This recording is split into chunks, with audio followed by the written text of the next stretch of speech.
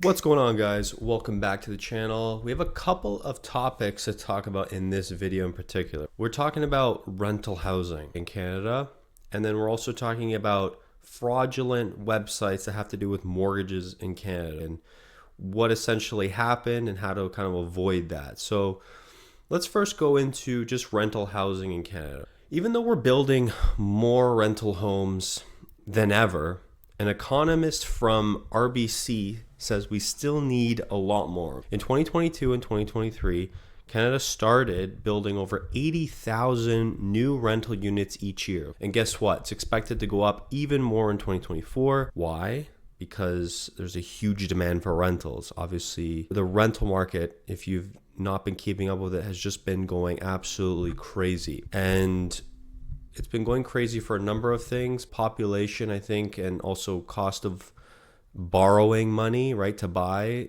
drives a lot of people to the rental market. So there's that factor. And the government is now encouraging builders to make more rental housing. Right now, most new homes being built are actually rentals. This is different from a few years ago when more single family homes were being built.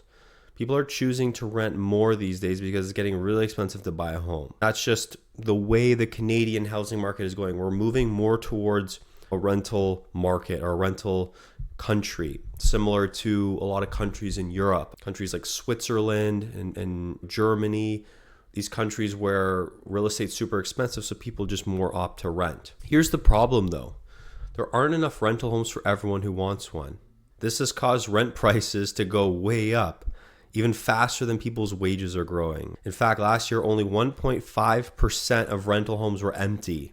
The government is now trying to help by changing rules, offering incentives to build more rentals. They're focusing on high quality density housing, which means apartment buildings instead of single houses.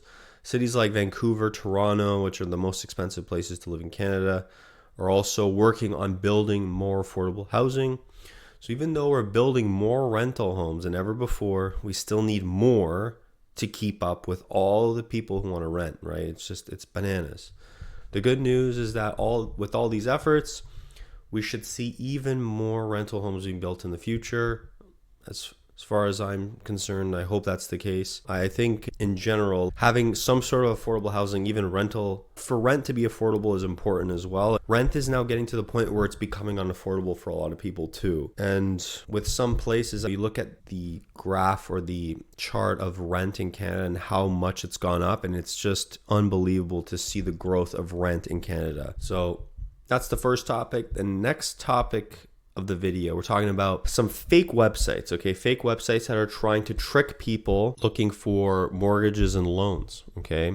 And this is becoming more and more prevalent online. This is specifically about websites trying to trick people for mortgages, okay? Like, this is pretty nuts. The FSRA, which is the Financial Services Regulatory Authority of Ontario, has discovered two fraudulent websites. These sites are pretending to be legitimate mortgage and loan companies, but they're actually just straight up scams. The first website is using the name Mortgage Alliance, which is a fairly big mortgage company. It's important to know that this is not the actual Mortgage Alliance company. These scammers are trying to fool people by using a trusted name, okay? And then the second fake website is calling itself Loans Canada, okay? So very generic name, Loans Canada. And again, this is not the real Loans Canada. This is a fake Loans Canada. Both these websites are designed to look like genuine companies, but they're run by fraudsters. So, these are little things you got to be aware of nowadays. And here's what these scammers are actually doing. They're asking people to pay upfront fees for loans.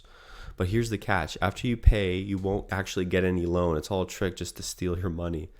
So stuff like this is happening right now. And the FSRA is trying to warn everyone that you got to be careful, right? If you're looking for a mortgage or a loan, make sure you're dealing with a real licensed company. Make sure you're dealing with a real licensed broker, and don't fall for these fake websites, okay? Because I don't even understand how people are falling for this stuff. I mean, I guess if it looks like that company, people just get tricked, and it's sad.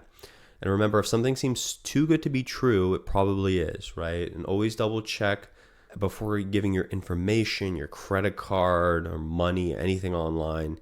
As far as I'm concerned, if something's asking for your credit card right away on the phone or on a website, avoid it because it's probably a scam. It's crazy that there's even still legitimate companies that ask for credit cards on the phone right away, right? Typically those companies are straight up scams, and I have experience with those things and all that stuff. I think it's terrible that people are still falling for this kind of stuff. So make sure you stay safe out there. If you're looking for specific mortgage and you see these websites, don't just sign up because it looks legitimate, a website. Be very careful, make sure it's genuine, official. Look at the URL, but also just reach out to a licensed broker. If you actually need help looking for mortgages, reach out to me. I'm happy to help you. I'll leave all my information down below. If you guys have any questions or anything, you want to get pre-approvals, see what you can afford. If your renewal's coming up, I'd love to help you out. Please like and subscribe if you guys like the video. It really helps me push this content to new viewers who might want to watch this type of content. And until the next video, guys, take care.